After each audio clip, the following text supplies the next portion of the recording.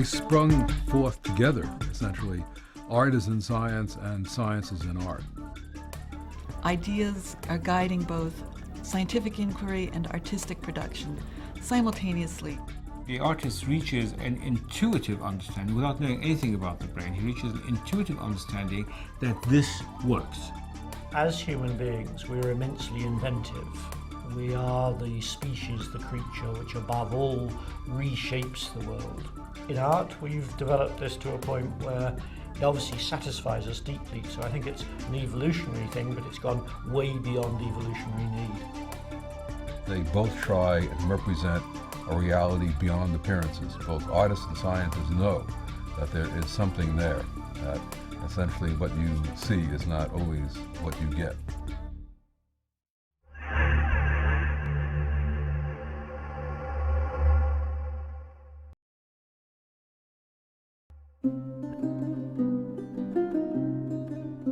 What the Renaissance revives is an ancient Greek and Roman idea, and that is essentially the human being has been placed on earth or made as the way of understanding it. So you begin to get a phase where, to revive a very ancient tag, which was much quoted in the Renaissance, man is the measure of all things.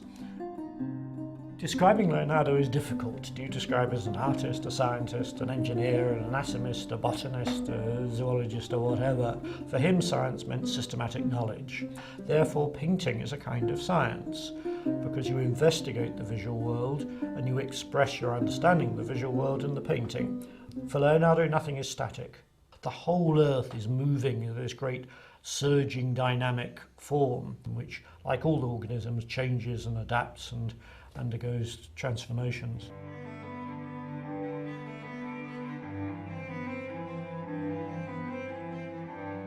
The great thinkers and artists of the Enlightenment put their faith in the ability of human reason to fathom the truth in nature. There is an extraordinary desire to capture the appearance of an object, that capturing the appearance of an object gives you some kind of understanding or power over that object. The other part of it, though, is of communication. Artists responded to Darwin almost immediately. Because his ideas about natural selection and what came to be called survival of the fittest lent themselves so extraordinarily well to storytelling. Both Audubon and Darwin have their roots in the 18th century obsession with classification and this broader question of the physical relationships between different forms of life. The different life phases of birds and the way their appearance changed had confounded classifiers, and Audubon studies them in their natural environments. He was one of the first serious natural historians who was also an extremely well-trained and talented artist. His illustrations convey extraordinary amounts of scientific information. We have art informing science, but it is also art that is informed by science. The scientists studying these animals saw them as the artistic productions of nature that were governed by the same laws of aesthetics that art production was.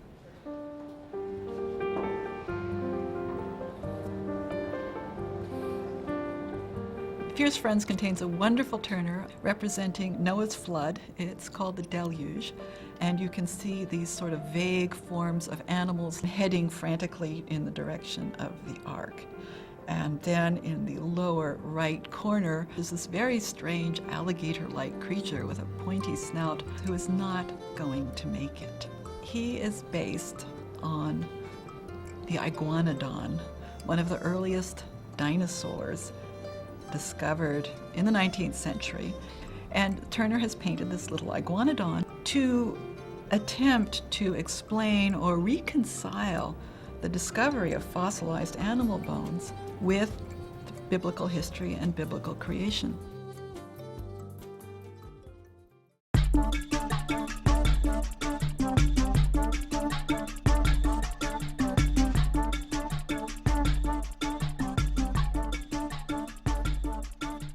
Perspective it seems, was a product of mathematical investigation. In the 15th century, geometry was becoming extremely codified, and the branch of geometry known as projective geometry emerged. And part of projective geometry is to project to an infinite point, called the perspective point. And that had great effect on the development of science, in particular for Galileo and for Newton, to develop the notion of infinity, of measurement platforms moving forever in a straight line at a constant velocity. In other words, a concept of forever. Newton really starts a whole series of problems about light and color that artists struggle with for the next 150 years. Newton, in a sense, was bad news for artists. Artists knew that you had bowls of coloured pigments, you mix them up, and the more pigments you matched, the darker it got, and you didn't mix too many pigments. What Newton said is colour is actually white light is made by adding colours together. Therefore, the different processes. You shine a beam of light through a prism, it breaks into the spectrum of colors. It was a very convincing demonstration that light, which people had previously thought was colorless or white, in fact contained every color in the spectrum. There's endless debates about how many colors there actually are in the spectrum. Newton thought there were 7, but some people thought there were 3, some people thought there were 9, and of course other people thought that there was an infinite range of color.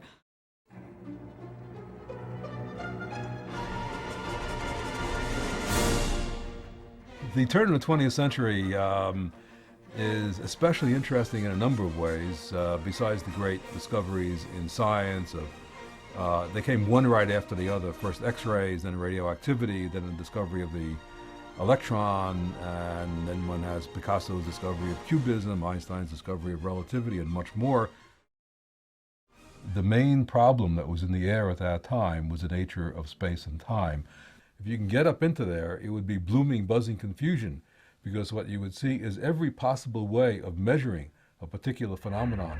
And when you do that, what you obtain is one way of measuring, one perspective of a phenomenon. There is no true perspective.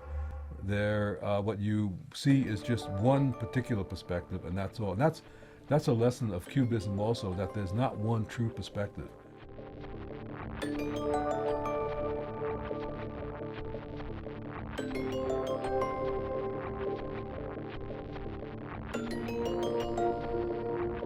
In Les Demoiselles d'Avignon, what Picasso did was to represent 5 women in increasing degrees of geometrization. With one of the women has a face which is a projection from the 4th dimension, in that it's simultaneously full frontal and profile views. And I believe that an understanding of the face of that demoiselle holds the key to Picasso's realization of a new aesthetic.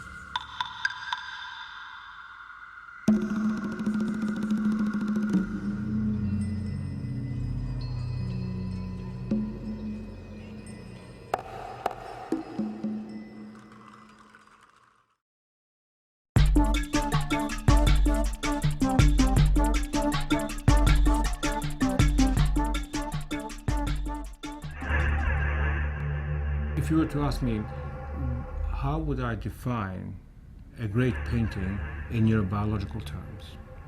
I would say that it is one that responds to as many different concepts in as many different brains over a longer period of time. The essential mystery of it is the ambiguity. It allows you to project your concepts onto the work of art. It is extraordinarily important for neurobiologists who are studying cognitive functions to enlarge their repertoire, not only to include imaging and electroencephalography and neuroanatomy, but to say, look, we have to study the products of the brain, because the products of the brain give us some hint about how the brain is organized. Artists are neurobiologists in the sense that they are studying the potentials of the visual brain. I'd like to give you a few examples of that. Mondrian himself was very interested in form perception. What you have to look for, Mondrian said, is what are the essential constituents of all forms. And he ended up with the straight line, the vertical and the horizontal line. Therefore, I mean, here is a very good example of a physiologist really doing it by painting, because physiologists, you see, also now recognize the straight line as the building block of form. It used to be thought for a long time that an impression of the world, or a picture of the world, is impressed upon the retina of the eye and then transmitted to be interpreted by the brain. It turns out that the eye is only a tiny part of this apparatus. The real processing goes on in the brain. And the most exciting thing that I discovered was that there are many visual areas, and that these different visual areas are specialized to look at different attributes of the visual scene, such as color or form or motion, and that they work in parallel. To your right, you've got a set of squares which change in color from red and black to green and black, okay? And to the left, you've got a set of squares that move up and down. I'd like you to tell me what was the color of the squares when the motion was up. Okay, I'm going to leave you here for about 30 minutes. We're going to do 500 trials, okay?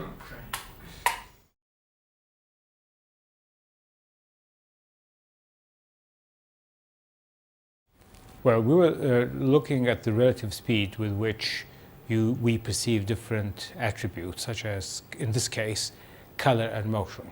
And it turns out that, of course, we see color before we see motion by about 80 milliseconds. From the point of view of the nervous system, it's a huge amount of time, because it takes half to 1 millisecond for the nervous impulse to cross from one brain cell to the next one. Sigmund Freud asked the question in his book Civilization's Discontents, what do people seek in life? And he said, well, they seek to satisfy the pleasure principle. It's quite interesting that a view of a beautiful thing actually satisfies the pleasure or reward centers of the brain. So now, that's where we part company from Freud, because Freud considered art to be totally useless. It has no real function. Actually, it has got a function, the very function which he thought that people sought, namely the satisfaction of the pleasure principle. So art, in a sense, is not useless. It is a way of rewarding the brain.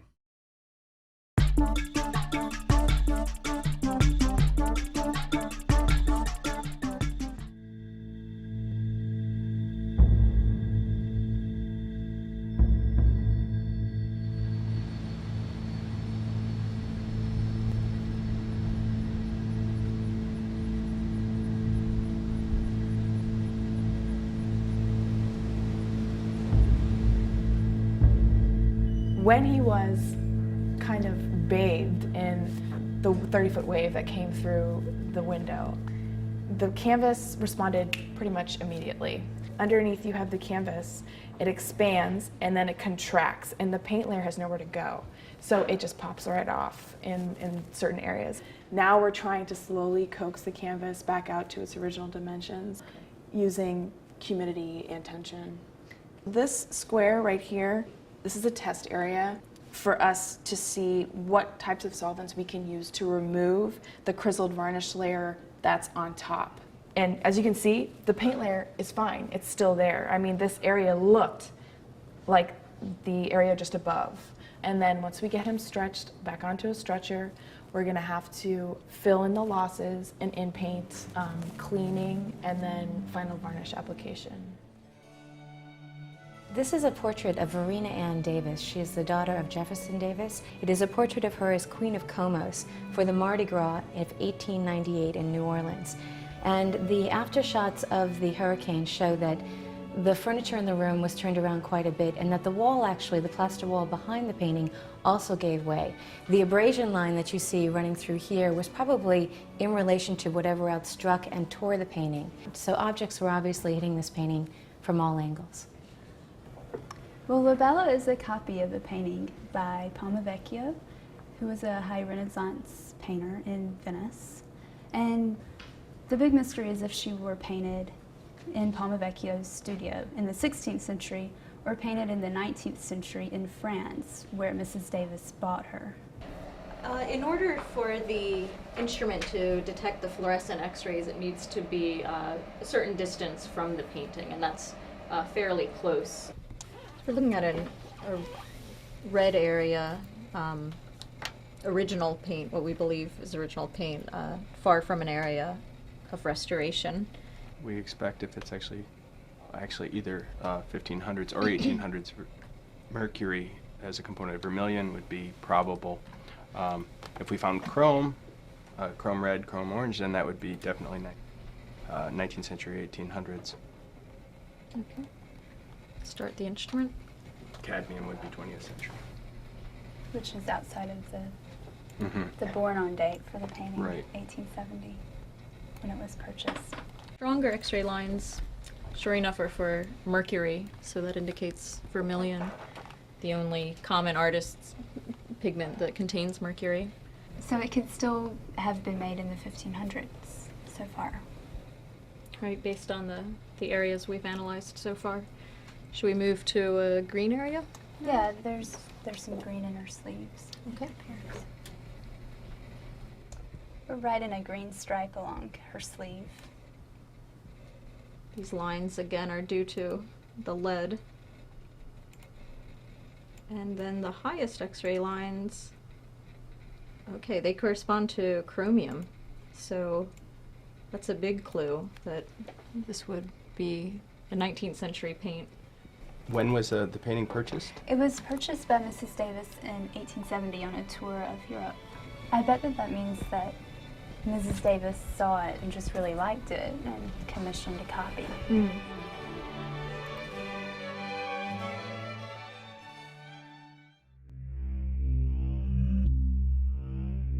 Science fiction is a great example of how science and art work together. It's a literary example usually, but artists take the latest science, imagine what it could be like in the future, and some of it will inspire further scientific research and inquiry, and there is a sort of conversation between the two disciplines of imagining the future, one side imagining the future and the other side catching up and then moving ahead. So there's a great opportunity for dialogue. What I believe will happen is that there will once again be art science. There will be scientists who are artists as well, just like in the days of Dürer and Galileo.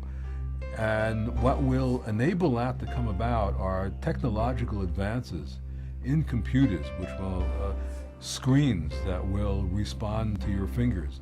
There will be scientists will work with visual images in the same way that they work with logic. And in that sense, there will be a complete coming together of art and science. I would call a lot of artists stagers of visual events or inventors of visual phenomena. And I would include scientists in that. Some of the things which scientists do in their imagery is just wonderfully beguiling, incredibly inventive. I think we're in an age of great image makers. Whether they're artists or scientists, who cares?